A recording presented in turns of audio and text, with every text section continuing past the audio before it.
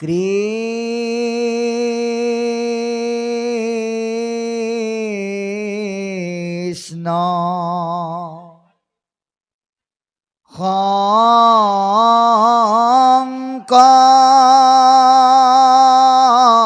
শঙ্কর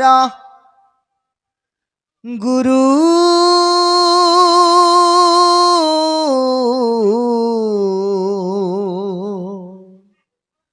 হরি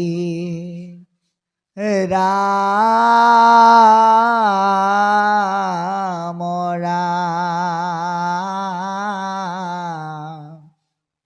হরি রাম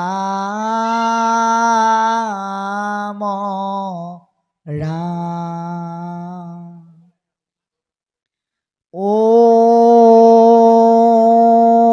নমো ভগবতে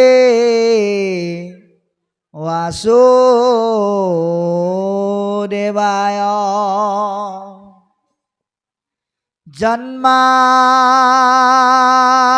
জন্মাদস্য यतो अन्नयायतरता स अर्थे स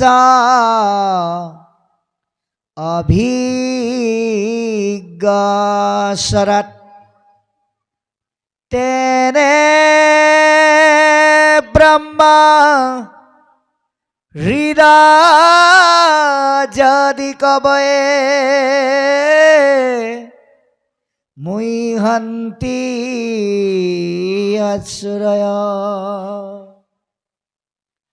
तेजो वारिमिदं यथा विनिमयो वत्र त्रिसर्गो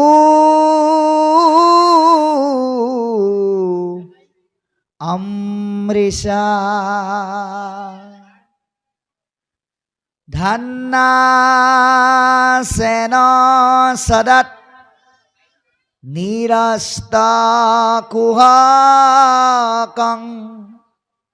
शैतं परां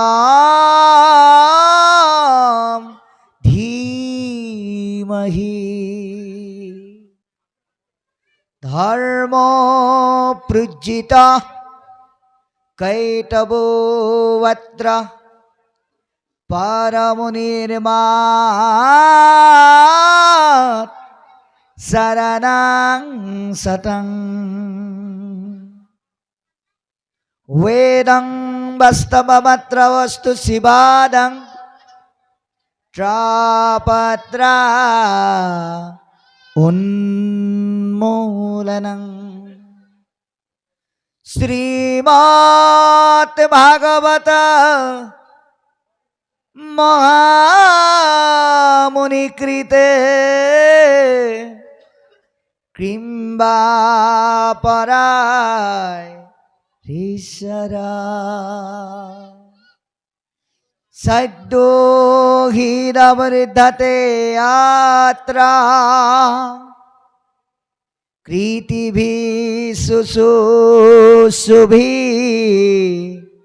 तच्चनत् निगमा कल्पतरुर्गलितं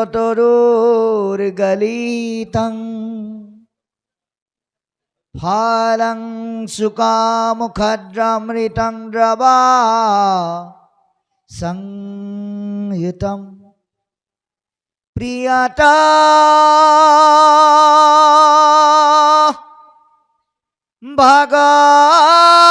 भगवतां रसमलायं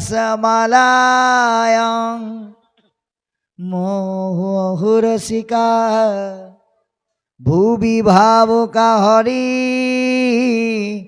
राम राम ए राम प्रियत भागवत रसमलयं मोहुरसिका भुवि भावुका हरि राम राम। আজি এই অনুষ্ঠান ভাগি আপোনাক সবে আয়োজন কৰিছে প্ৰথমবাৰৰ কাৰণে, কিন্তু মই আশা ৰাখিম যে জ্যোতি মানে যিহেতুকে পোহৰ, এটা শক্তিয়ে যেনেকৈ পোহৰাই সকলোকে বাট দেখুৱাই, আজি এই পুণ্যস্থলীত আপোনালোকৰ যোগেদি ভগৱন্তৰ ওচৰত প্ৰাৰ্থনা জনাম, জ্যোতি শিখা যুৱক সংঘৰ মাধ্যমেৰে সৃষ্টি হোৱা ভাগৱতৰ এই জ্যোতিয়ে বিলোৱা পোহৰ যাতে এই লক্ষী পথাৰতে সীমাবদ্ধ হৈ নাথাকে, এই অনুষ্ঠান যাতে এদিন এনেকুৱা ৰূপ পায় যি জ্যোতিৰ পোহৰে অকল মৰিধল লক্ষী পথাৰ জোনাই ধেমাজি নহয়, সমগ্ৰ অসমৰ যুৱ প্ৰজন্মই যাতে এক প্ৰেৰণাৰ পোহৰ পায়, তাৰ কাৰণে আমি ভগৱন্তৰ ওচৰত প্ৰাৰ্থনা জনাইছোঁ। আপোনাক সব সমস্ত আধ্যাত্মিক যুৱকসকলৰ কাৰণে আদৰ্শ হওক, আপোনালোকৰ এই শান্তিপূৰ্ণ বিশ্বজনীনতাৰ চিন্তাই সমস্ত মানৱৰ জীৱনত সুদূৰ প্ৰসাৰী প্ৰভাৱ বিস্তাৰ কৰক, তাৰেই কামনাৰে আমি আজি এই অনুষ্ঠানলৈ আগবাঢ়িছোঁ। বিষয়বস্তুটোৱেই হৈছে ভাগৱত ধৰ্ম। এতিয়া আমি এটা কথা প্ৰত্যেকে অনুভৱ কৰিব লাগিব, পাঠৰ আৰম্ভণিৰ পৰা শেষলৈকে আমি ভাগৱত নামৰ এখন ডাঙৰ কিতাপ পঢ়ি থাকিম, আপোনালোকে শুনি থাকিব, নে ইয়াৰ অন্তৰালত আৰু কিবা এটা আছে? এই বস্তুটো আমি প্ৰত্যেকে বিচাৰি ল'ব লাগিব। ইয়াৰ মূল কথাটো হ'ল, এই ভাগ কেৱল এখন ভাগৱত নামৰ ডাঙৰ গ্ৰন্থ নহয়। যদি অকল ভাগৱত নামৰ ডাঙৰ গ্ৰন্থ হ'লহেঁতেন, চবৰে ঘৰে ঘৰে ভাগৱত এখন এখন কিনি আনি অকলে অকলে পঢ়িয়েই গোটেই জ্ঞানখিনি ল'ব পাৰিলেহেঁতেন। ইমান ত্যাগ কষ্ট স্বীকাৰ কৰি, বতৰৰ প্ৰতিকূলতাকো নেওচি ভকত বান্ধৱ গোটাই ব্যৱস্থা কৰাৰ কোনো প্ৰয়োজনেই নাছিল। কিন্তু আমি ইয়াৰ পৰা এটা স্পষ্ট ধাৰণা ল'লোঁ যে ভাগৱতখন এখন কেৱল ডাঙৰ গ্ৰন্থ নহয়, ভাগৱত হ'ল ভগৱন্তৰ বাংময় মূৰ্তি, শব্দময় মূৰ্তি। গতিকে এই গ্ৰন্থৰ মাধ্যমেৰে আমি ভগৱন্তৰ লগত আলাপ কৰিম। তেওঁ আমাক কলি যুগত শৰীৰ ৰূপে ধাৰণ কৰি আমাক কি কৰিব লাগে কি কৰিব নালাগে এই কথা আমাক তেওঁ নকয়, কিন্তু শব্দময় ৰূপত থাকি আমি কি কৰিব লাগে, কলৈ যাব লাগে, সমস্ত কথাখিনি তেওঁ আমাক কৈ আছে। গতিকে ভগৱন্তই যিখিনি কথা মুখেৰে ক'ব লাগিছিল শব্দময় ৰূপত থাকি আমাক কৈ আছে, তাক আমি ব্যৱহাৰিক জীৱনত আমাৰ জীৱনত ধাৰণ কৰি সেই পথেৰে আগবাঢ়ি যোৱাটোৱে হৈছে ভাগৱত ধৰ্ম। যি ভাগৱত ধৰ্ম অকল নিৰ্দিষ্ট এটা বৰ্ণ, নিৰ্দিষ্ট এটা জাতি, নিৰ্দিষ্ট এটা ধৰ্মই ধাৰণ কৰিব লগা নহয়। সমস্ত মানৱ জাতিয়েই, ভাৰতবৰ্ষ পুণ্যভূমিত জন্মগ্ৰহণ কৰা সমগ্ৰ মানৱ জাতিয়েই এই ভাগৱত ধৰ্ম ধাৰণ কৰিব পাৰে। কাৰণ এই ভাগৱত ধৰ্মৰ পৰা কি হয়, এৰা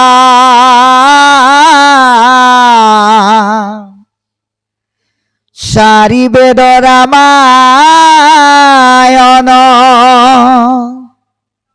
স্মৃতি নিৰন্তৰ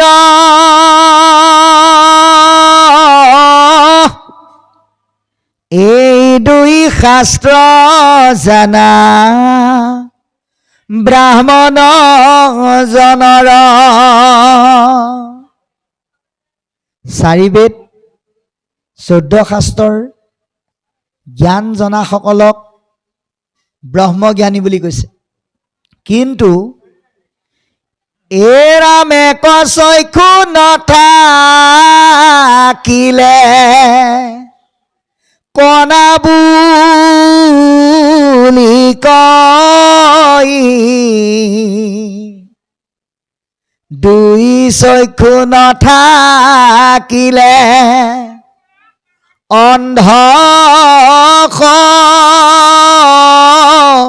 মুদাই। এই চাৰি বেদ 14 শাস্ত্ৰৰ যদি এটা জ্ঞান নাথাকে সেইসকলক জ্ঞানত কণা বুলি কয়, আটাইকেইটা নথকাসকলক জ্ঞানন্ধ বুলি কয়। এতিয়া ভাগৱত ধৰ্মই কি কৰে? এৰা মেহেন অন্ধ সমূহ ভাগ অত ধৰ্ম ধৰি লৌৰি ফুৰন্তে তভু নিপিছলে ভৰি। তেনেকুৱা একো নজনা অজ্ঞজনেও যদি এই ভাগৱত ধৰ্ম ধাৰণ কৰে, তেওঁ জীৱন বাটত কেতিয়াও পিছল খাব লগা নহয়। আৰু তেওঁ এই ভাগৱত ধৰ্মৰ যোগেদি এটা কাম কৰি যাব পাৰে, যিটো কাম কৰিবৰ কাৰণে আমি নিজক প্ৰস্তুত কৰিব লাগিব। কাৰ দৰে? ৰজা পৰীক্ষিতৰ দৰে। 7 দিন ভাগৱত শুনি নিজৰ জীৱন পৰিৱৰ্তন কৰি দিলে, মৰণমুখী ৰাস্তাক তৰণলৈ পৰিণত কৰিবলৈ সক্ষম হ'ল। ভাগীৰথী নদীৰ পাৰত বহি মহামুনি শুকদেৱৰ যোগেদি ভাগৱত শুনি যদি পৰীক্ষিত ৰজাই তৰিব পাৰে, তেনেহ'লে আমি এই লক্ষী পথাৰৰ এই সুন্দৰ পৰিৱেশত ভাগৱত চৰ্চা কৰি আপোনালোকৰ দৰে মহাভকতৰ মাধ্যমেৰে তৰিব নোৱাৰিম কিয়? এই মনোভাৱেৰে আমি প্ৰত্যেকেই ভাগৱত চৰ্চা কৰিব লাগিব। যাৰ কাৰণে আজি মংগলাচৰণত লিখিলে, জয় জয় কৃষ্ণ কৃপাময় মহেশ, জয় জয় কৃষ্ণ যাৰ স্মৰণ মংগল। যে এনেকুৱা এজন দেৱতা আমাক আজি ভাগৱতে পৰিচয় কৰাই দিলে, যাৰ নাম কৃষ্ণ। আৰু তেওঁক কি বুলি ক'লে? কৃপাময় বুলি ক'লে। তেওঁ কৃপাৰ সাগৰ, তেওঁ দয়াৰ সাগৰ, এনেই নাই কোৱা। ভাল কোনোবাই গান এটা গালে তেওঁক গায়ক বুলি কয়, কবিতা লিখিলে কবি বুলি কয়, নাটক লিখিলে নাট্যকাৰ বুলি কয়। এতিয়া ঈশ্বৰক ইয়াত কৃপাময় বুলি কৈছে। কেলে কৈছে? কাৰণ আমি তেওঁক স্মৰণ কৰা মাত্ৰকে তেওঁ আমাক উদ্ধাৰ কৰে। কাৰণ আমি প্ৰত্যেকে কি কৰিলোঁ? ভৱসাগৰত তল গ'লোঁ। সেইকাৰণে সেৱকে ভগৱন্তক প্ৰাৰ্থনা জনায়, কৃপাময় কৃপা কৰা, দয়াময় দয়া কৰা, এই ভৱসাগৰতে পৰি তলে গৈলোঁ, চৰণে চপাই ধৰা। আমি সকলোবিলাক এই ভৱসাগৰত তল গ'লোঁ। গতিকে আমাক উদ্ধাৰ কৰি ধাৰণ কোনে কৰিব? ভগৱন্তই। গতিকে তেওঁক স্মৰণ কৰা মাত্ৰকে আমাৰ জীৱনৰ, আমাৰ দেহৰ, আমাৰ পৰিৱেশৰ মংগল সাধন হয়। সেইকাৰণে কৈছে, হেৰা জীৱশ্ৰেষ্ঠ মানৱ, তোমালোক কলি যুগত জন্মগ্ৰহণ কৰা হিচাপে ভাগ্যৱান। কেলে? কাৰণ তোমালোকে অন্যে নোপোৱা ফল এটা পাইছা। সত্য থেতা দাপৰ যুগৰ লোকসকলে যিটো ফল পাইছিল, তোমালোকে তাতকৈ এটা ওপৰৰ ফল লাভ কৰিছা। সত্য যুগত ধ্যান কৰি, তেতা যুগত যজ্ঞ কৰি, দাপৰত পূজা কৰি নোপোৱা ফল কলিত নাম লৈয়ে পাইছা। সেইটোৱে হ'ল মহাফল। জাগ যোগা দিৰো হৰি নাম মহাফল। কেৱল যদি আমি ঈশ্বৰৰ নাম কলি যুগত ল'ব পাৰোঁ, তপ জপ যোগ যজ্ঞ স্নান দান তীৰ্থ সমস্ততকৈও ওপৰৰ ফল আমি লাভ কৰিব পাৰিম। সেইটোৱে হ'ল ঈশ্বৰৰ কৃপা। তাৰ কাৰণে আমি কি কৰিব লাগিব? মহাপুৰুষ মাধৱদেৱে কৈছে, যিটো জনে কৃষ্ণ কথা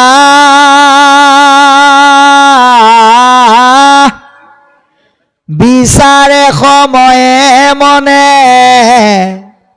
ধৈৰ্য ধৰি খনে কথা কয়,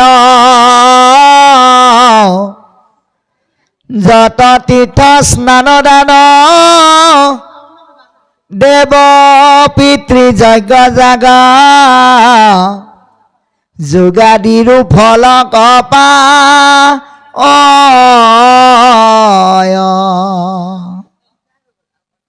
সমস্ত ধৰ্মৰ ফল আমি কেৱল ঈশ্বৰৰ নাম ল'লেই আমি পাই যাম, স্মৰণ মাত্ৰকে পাই বুলি কৈছে।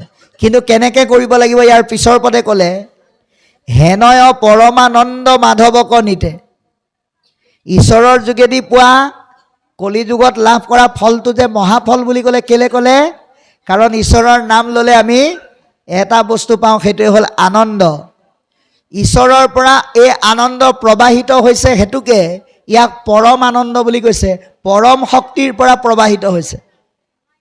পৰম শক্তিৰ পৰা প্ৰবাহিত হোৱা এই আনন্দৰ ৰস পাবলৈ হ'লে ঈশ্বৰৰ নাম কেৱল এবছৰৰ মূৰত এদিন ল'লে নহ'ব, ভাগৱত পাতিছে বুলি ইয়াত ল'লেই নহ'ব, সদা সৰ্বদা ইয়াত চৰ্চা কৰা জ্ঞানখিনি হৃদয়স্থ কৰি দৈনন্দিনভাৱে ইয়াক আহৰণ কৰিবৰ কাৰণে আমি যত্ন কৰিব লাগিব।